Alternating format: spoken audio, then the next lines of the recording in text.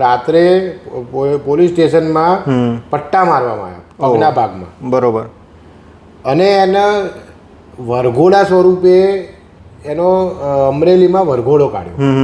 આટલા અત્યાચારો કર્યા અને આની અંદર 17થી વધુ પોલીસ કર્મીઓ આની અંદર સામેલ છે. બરોબર. કે જે લોકોએ ઓર્ડર કોના આયા, આદેશ કોણે આપ્યો, કોણે શું કર્યું, કોણ લેવા ગયું, કોણે વરઘોડો કાઢ્યો, કોણ હાજર હતું, એ તમામની એક વ્યવસ્થિત એફઆઈઆર બનાવીને અમારા એડવોકેટ આનંદ યાજ્ઞિક સરે સરસ એફઆઈઆર બનાવીને અમે ડીજી સાહેબને રજૂઆત કરી છે કે તાત્કાલિક ધોરણે એફઆઈઆર આની લો અને તમામ જવાબદાર અધિકારીઓને સસ્પેન્ડ કરો. બરોબર. જેના ભાગરૂપે ડીજી સાહેબે અને ગુજરાત સરકારે નિલીપ રાય સાહેબને તપાસ આપી છે.